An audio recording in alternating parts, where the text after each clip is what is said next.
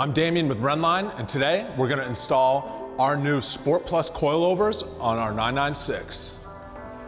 Remove the battery cover and adjacent cowl panels to gain access to the 3 nuts holding the strut mounts into the strut towers. Lift out this section of carpet just behind the rear seats so you can get to the rear strut mount hardware. Once your car is off the ground safely, remove all the wheels. Grab a 15mm socket and remove the 3 nuts holding the rear strut mounts into the strut tower.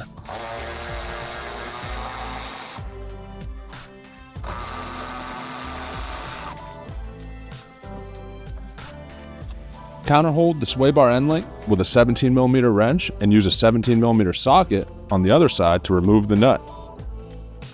Using 2 18mm wrenches, one to counterhold the bolt, undo the nut at the bottom of the strut. Since the control arm bushings are tightened to their final torque with the suspension in the loaded position, the entire knuckle is pushing up on the strut. Because of this, you'll need to tap that bolt out with a punch. With one hand using a pry bar and the other holding the strut, lever it out of the knuckle and remove it completely. The entire knuckle will kick up as the tension of the bushings is relieved, so watch out for that.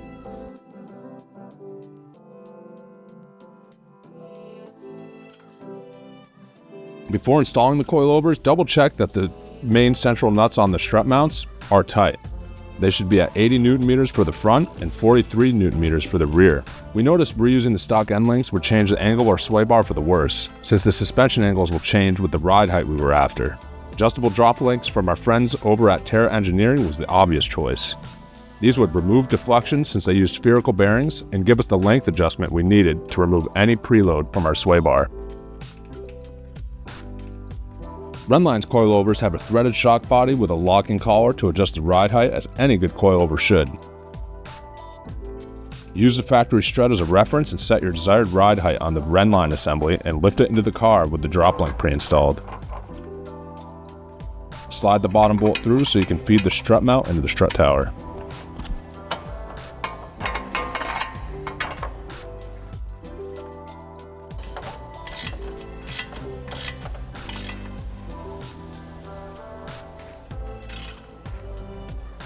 Torque the bolt holding the coilover to the wheel carrier to 100 Nm. Attach the drop link or end link in the sway bar and torque the fasteners to 46 Nm.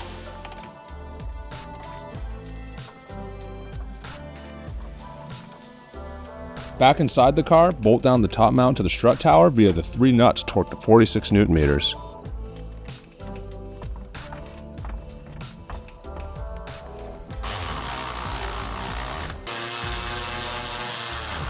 These coilovers also have 32 different damper adjustment settings.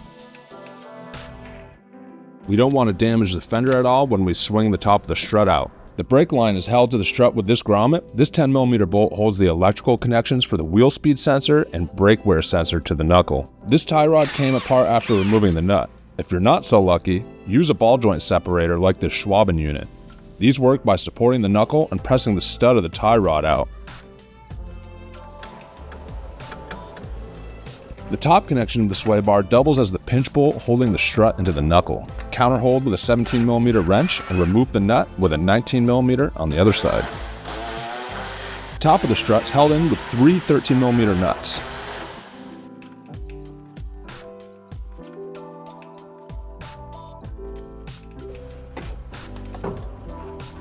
Now we can remove the strut by pressing it towards the ground to clear the fender and lifting it out of the knuckle.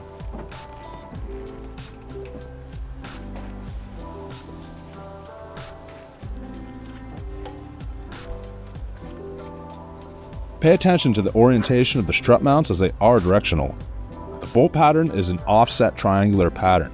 Match the Rennline camber plates up with the OEM strut mount to ensure you're putting the right coilover on the right side. Place the coilover in the knuckle first and use a screw jack, or a floor jack if you're working on jack stands, under the lower control arm to lift the camber plate into the strut mount. Before putting the end link or drop link through the knuckle and strut, make sure the knuckle's seated as far as it will go. Push the end link or drop link through the assembly and tighten the lock nut.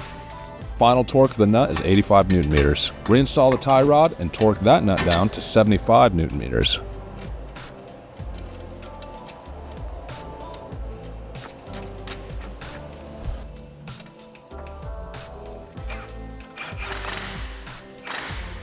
Bolt the sensor bracket to the knuckle with the 10mm bolt.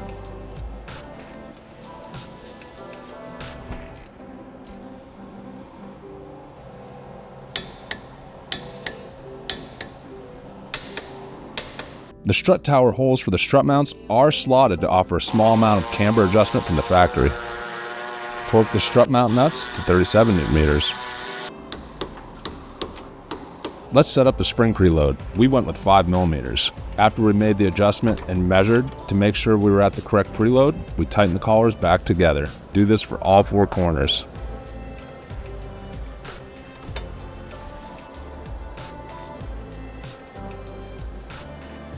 Set your desired ride height by loosening the locking collar away from the shock body and turning the threaded shock out of the body to raise the car or into the shock body to lower it.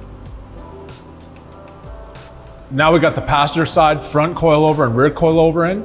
We're gonna repeat the process on the driver's side of the car. Rennline's coilovers lower a 996 Carrera 38 to 44mm in the front and 31 to 37mm in the rear. Pick a starting point and work your way up or down from there.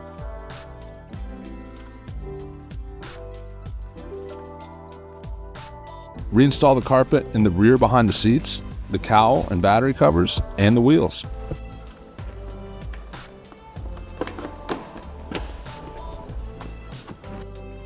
Measure your ride height and readjust as necessary. It might take you a few tries to get your desired results, but once you do, head right over to the alignment shop. Now that we got the coilovers installed, if you want to see more, come find us at Rennline.com.